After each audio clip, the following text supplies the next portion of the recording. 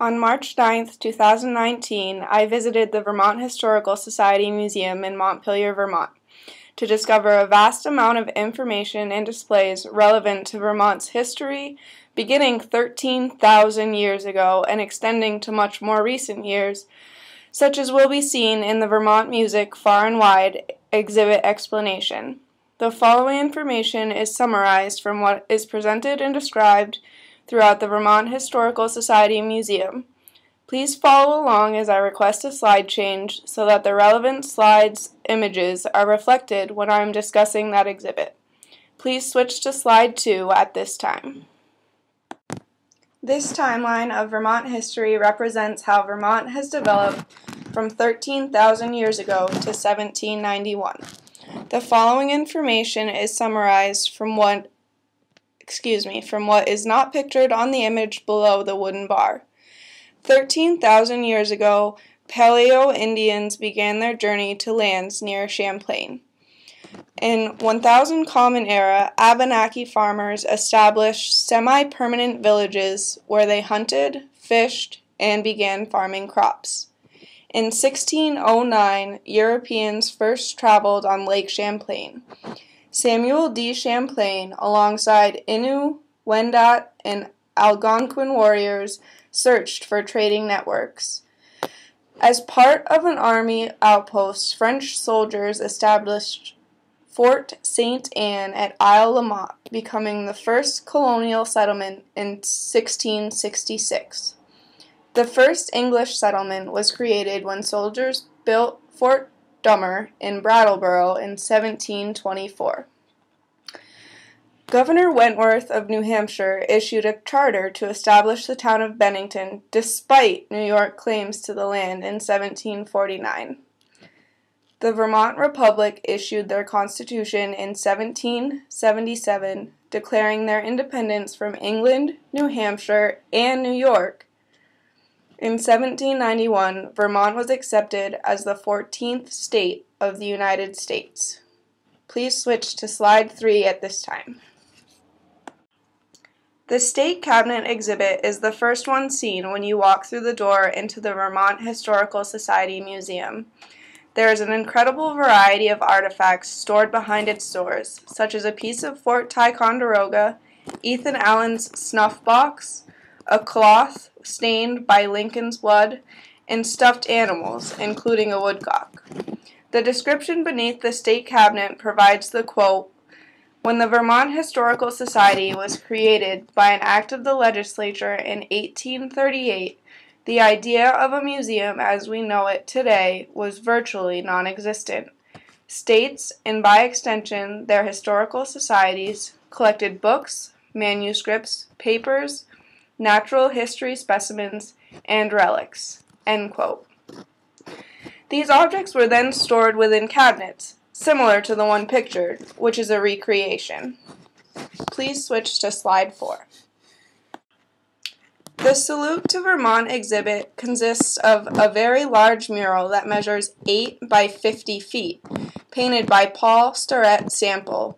It's meant to reflect the past, present, and future of Vermont. In this exhibit, there are also pictures, a portrait, sketches, and cartoons, which I'll later describe. The photograph on the left includes photographs from the Pierce Studio in Hanover, New Hampshire, and Montpelier, Vermont, from 1960 to 1961. These images represent Sample's working on the mural, as well as his installation in the Vermont National Life lobby. Below these pictures in the glass case are sketches by Paul Sample of his ideas for the mural, and on the left-hand side of the same photograph is a painting of the president of the National Life Insurance Company, Fred A. Howland, who served in this role from 1916 to 1937. The photograph on the right shows the scale cartoons Sample created to present for approval to National Life. Cartoons are described as scale drawings created prior to the completion of the final product, in this case, Sample's mural. Please switch to slide 5 at this time. As you walk further into the Vermont Historical Society Museum, you gaze upon the First People exhibit. As previously mentioned on slide 2, Paleo Indians were the first people to live in Vermont. 8,000 years ago, the Archaic period began, and individuals migrated on a seasonal basis to areas where hunting, fishing, and gathering were the most feasible. The Woodland period, beginning 3,000 years ago, started when people settled into areas that could be cultivated in addition to hunting, fishing, and gathering. This meant the individuals were able to grow crops and create more permanent housing. The photograph on the left is a wigwam. Wigwams were dwellings that the Abenaki lived in, and they were made from bark, saplings, roots, and rawhide. Wigwams often housed one or even two families. The photograph is a recreation and a smaller scale of a wigwam that might have been used for council or a guest house. The photograph on the right is of various animal pelts hung within the wigwam at the museum. Please switch to slide 6. Next to the wigwam is an exhibit case that houses a stuffed catamount and a musket, as seen in this photograph.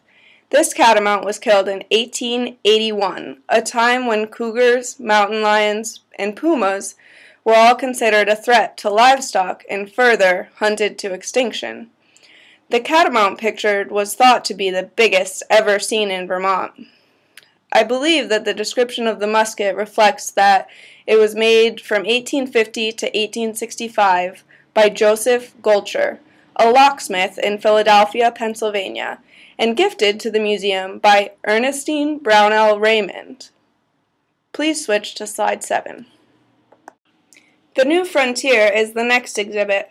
Alongside the display case pictured in this photograph are descriptions of the Grants versus the Yorkers, from rioters to rebels, the Green Mountain Boys, and a timeline of the Revolutionary War. The objects included in the photograph are a musket, paper knives, brick and nails, musket balls, fire tongs and peels, a drum, a sword, a cane, wood fragments, cannonball and shot, a decanter, and a powder horn. Please switch to slide 8. Further into the museum is an exhibit called Creating a Republic. This exhibit reflects on the 1777 Vermont Constitution and becoming the 14th state. The first governor of Vermont, Thomas Chittenden, and his wife Elizabeth, Samuel Crafts, governor in 1828, James Whitelaw, the second Surveyor General, Royal Tyler, Chief Justice in 1807, and his wife, Mary Tyler, both writers, Ira Allen and Anne Story have descriptions regarding their contribution to Vermont's history beneath the glass case. Parley and Rebecca Peabody Davis are those reflected in the paintings above it. The paintings were commissioned to celebrate the couple's 25th wedding anniversary in 1819. Their contributions to Vermont were astounding. Parley was a member of the founding family of Montpelier, and Rebecca learned surgical skills from her brother. Please switch to slide 9 for more information on the exhibit Creating a Republic. The encased uniform was worn during the War of 1812 by 25-year-old Jacob Perkins of Orwell, Vermont. An interesting fact about uniforms in the Vermont militia is that they were not regulated, and there were no guidelines set regarding what militia members should wear. Companies determined their design, or they didn't determine this at all. The saber is titled, quote, Pattern 1796, Light Cavalry Saber, 1796 to 1814, unquote. It's made of steel and leather and said to have been taken as a souvenir by Cornelius Young of Plainfield, who was not a soldier, but captured 3 British soldiers who were trying to flee after the Battle of Plattsburgh in September 1814. Please switch to slide 10 at this time. The photograph provided appears to be a mock setup of what the Catamount Tavern would have looked like, which we know to have contributed to the establishment of the Green Mountain Boys by being a meeting place. This exhibit could be manipulated and touched for a more lifelike, imaginary experience. Please switch to slide 11. As you walk further into the room with the mock-up of the Catamount Tavern, there is a multitude of information on Ethan Allen in the Ethan Allen Myth vs. Reality exhibit. There are plaques including an Ethan Allen timeline, a list of businesses and organizations named after Ethan Allen, and, as pictured here, the many faces of Ethan Allen. The plaque in the center of these images states, quote, "The fact is, we don't know for sure what Ethan Allen looked like. There is no record that anyone ever sketched, painted, or sculpted Ethan Allen while he was alive. But since his death, many artists have created images of Ethan Allen guided by their imagination and written descriptions of him. These images of Ethan Allen were created over the past 200 years and often tell us as much about the time period when they were made as they do about the man himself." End quote. It is interesting that there are so many different depictions of Ethan Allen, and that not a single person did so while he was alive. It begs the question, was Allen similar to many people these days that prefer not to have their picture taken? Please switch to slide 12.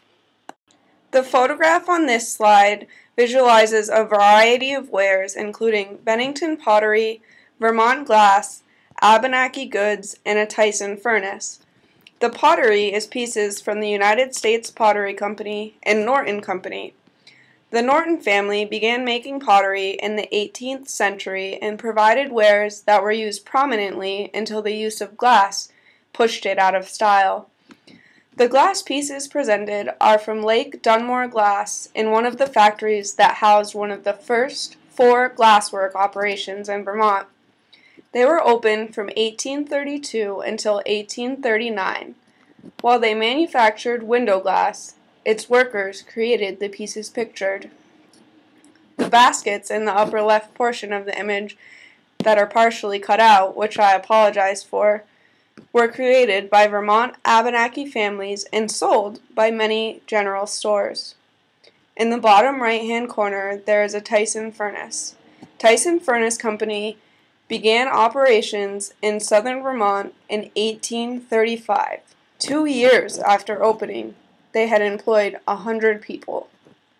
Please switch to slide 13. The Work in Transition Kent's Shoe Shop exhibit is a replica of what Abdiel Kent's shoe manufacturing room appeared as and the tools used to make the shoes. He opened his shop in the late 1820s and eventually expanded to have a store, blacksmith and harness shop, and a brick inn known as Kent's Corner. Please switch to slide 14. The War Begins exhibit has a multitude of information and artifacts from the time period of the Civil War beginning in 1861. In the photograph on the left side, many of these artifacts are represented, including uniforms, portraits, a typewriter, a backpack, a flag, and a painting. Vermonters raised 17 infantry regiments, a cavalry regiment, 4 companies of sharpshooters, 4 artillery batteries, and a frontier cavalry that was divided into 2 companies to aid in the Civil War. More than 34,000 Vermonters served during this time, which is more than 10% of the population. 5,327 Vermonters' lives were lost. The photograph on the right is of a medicine case used by Dr. Walter S. Vincent as a surgeon for the military from May 1863 to June 1865. Please switch to slide 15. As we previously learned in this course, Railroad transportation played a huge role in developing Vermont into what we know it as today. Construction on the railroads in Vermont began in the 1840s. An interesting fact is, quote, by the end of the 19th century, most Vermonters lived within close proximity of a railroad, and the iron horse had a profound impact on every aspect of life in the state for decades, end quote. Please switch to slide 16. The Vermont Music Far and Wide exhibit represents how music contributes to Vermont's character and uniqueness, end quote. The picture on the left represents a door that was loaned to the museum by the city of Burlington. The door came from 242 Main Street, which housed a teen center and a live music venue beginning in 1986. The community center provided a social outlet for creativity, encouraged standing up for oneself, and respecting one another. Unfortunately, following 30 years of operations, it was closed in 2016 due to deteriorating conditions of the building. The middle picture is a stage prop used in a show called Chainsaws and Children. In the early 2000s, the band passed around a metal bat to members of the audience and allowed them to bash the cabinet to the rhythm of their music in a Burlington show. The picture on the right is a deconstructed guitar. Creston Lee, an individual who has made up about 850 custom electric guitars, donated this guitar. There are many other exhibits shared at the Vermont Historical Society Museum, but these are the ones that I share in this project today with you. I hope you enjoyed your experience, and I thank you for taking the time out of your day to explore the Vermont Historical Society Museum presentation that I set forth.